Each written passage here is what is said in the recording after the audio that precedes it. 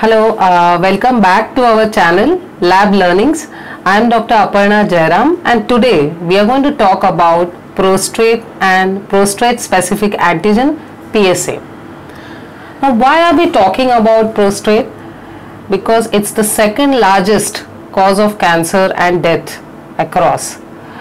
So prostate, it's a very tiny almond shaped organ situated below the urinary bladder, that's right at the neck of the urinary bladder, and it produces a hormone or a glycoprotein, or also called as tumor marker, PSA, prostate specific antigen.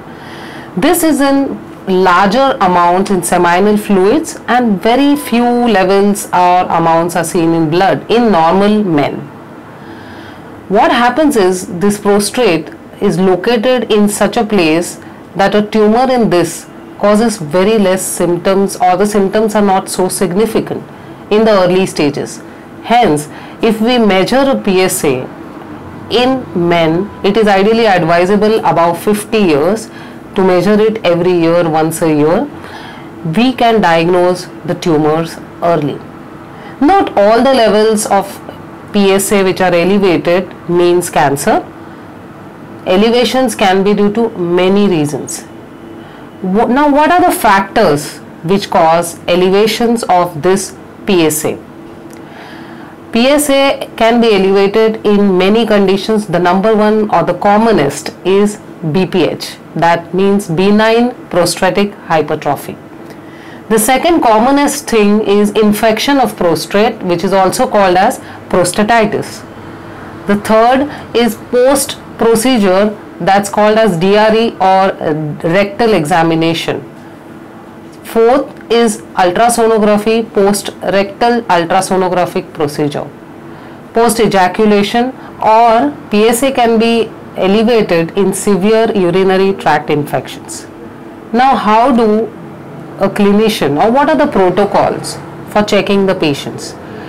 It is ideally serial PSA, that is prostate specific antigen level measurements, with DRE examination. DRE is digital rectal examination. Digital rectal examination is ideally a good method, a non-invasive method, a bit cumbersome. You as a clinician can miss out on the small lesions or the tumors inside the prostate. So serial PSA measurements with rectal sonography is the most preferred method, where PSA is a non-invasive method available within 1 or 2 hours in most of the labs. PSA can be also measured in conditions where the patients are regularly treated as a prognostic marker, also post prostatectomy, to detect metastasis of prostate. The normal range for PSA can vary lab to lab, but ideally it is up to 4 nanograms per ml. Here a word of caution.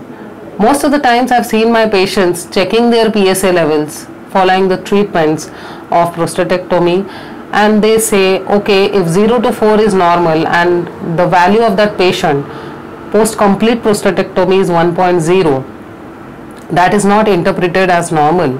Here the clinician needs to be intimated immediately, because this normal range is for people or men having prostate organs. So if there is a recurrence of say metastasis or a tumor, then this value of 2 post prostatectomy is significantly high. Very important is, I ideally suggest and request my patients to go to the same lab for measurements of PSA, because there can be interlab variations. By that I mean, let me give you an example.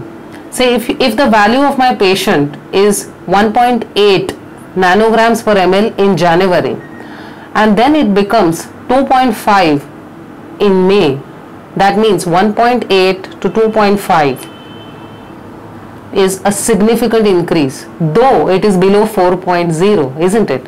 So this difference of 1.8 to 2.5 is called as PSA velocity.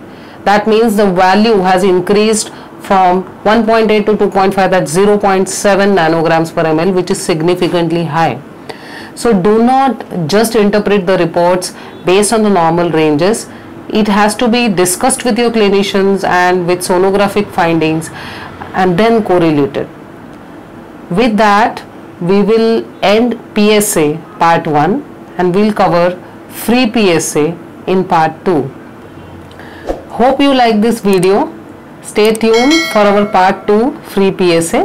Till then, stay safe and healthy.